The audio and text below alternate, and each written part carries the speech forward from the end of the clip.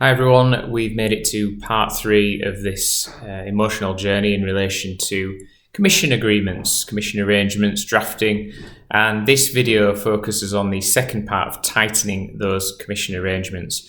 So we talked in the first video about the benefits of having no wording at all versus a full commission schedule. In the second video we talked about really tightly defining a customer and a sale and what we're really driving to try and reward. And in this video I just wanted to summarize some of the other elements of a scheme that I tend to draft that really tighten those commission arrangements. The first and possibly a very obvious point, but I would explicitly refer to management discretion to determine the amounts that are due. If disputes arise during employment, if we have a signed document and perhaps signed agreement from the employee that we have absolute authority to determine those payments, that reduces the chances of objection and an employee pursuing that further, subject of course to our requirement to exercise our discretion reasonably and to listen to the employee if they have any particular objections. Often I would reserve a right to move customers around. So this has arisen on a number of occasions particularly where an employee is rewarded very significantly, proportionately on the management of existing accounts. Employees misunderstand that accounts are not necessarily theirs. They may have won them, they may have been allocated them, but moving them around or reserving the right to do so avoids criticism from the employee or an argument they're being treated unfairly if in the future we decide to reallocate those to other colleagues. I would add a paragraph around responsibility for commissions. So sometimes it's easy to define a customer and what a sale is and the quantification of the commission that's been earned. But often there will be a team mentality on who may have won that particular customer. That may arise if there is a business development team, for example, that works on new business. It might arise where existing customers are allocated 2 or 3 different points of contact, or it might be the case that an employee started with a particular prospect and then gone on sick leave. So we introduced the notion of paying split commissions, which I think is a very helpful tool to try and keep things fair. A fundamental aspect to include, in my view, is on clawbacks.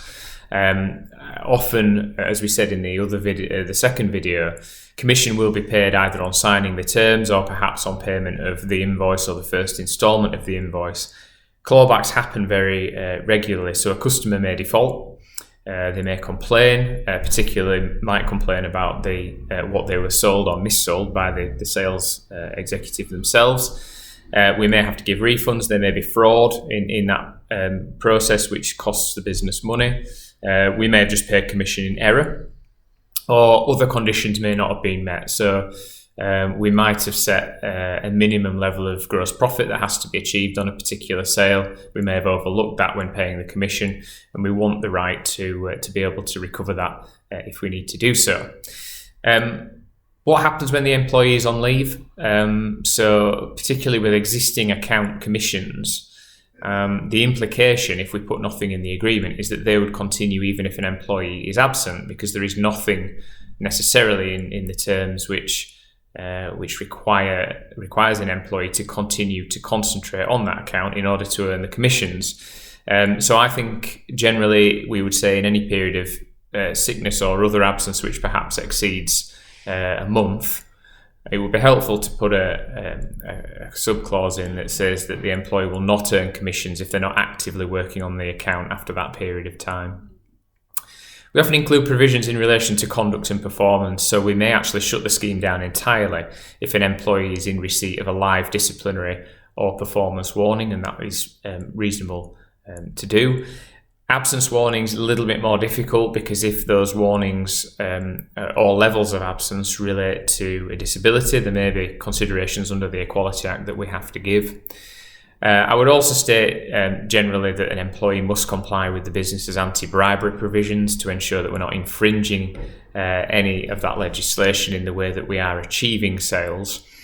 And then finally, to touch on termination of employment, because this is often a powerful tool in the armoury to limit the amount we have to pay on termination. We said in the previous video it's vital to include the payment dates, so that may be the company's normal payday in each month in arrears after the completed sales are achieved. We would include a clause that states if the employee is either under notice of termination, whether served by them or the employer, or the employee is no longer in employment at the time a payment would normally fall due, the employee forfeits that payment entirely. And that is enforceable even if arguably the commission has already actually been earned and just not paid out. The employee is explicitly agreeing under the terms of the scheme to forfeit that potential commission payment. So that ends the third video on commission schemes. As I said, I do very much enjoy drafting these for some reason, so if you need any assistance on this or need anything employment law wise, please do get in touch. Visit the website chadwicklawrence.co.uk or email employmenthub@chadlaw.co.uk. Thank you.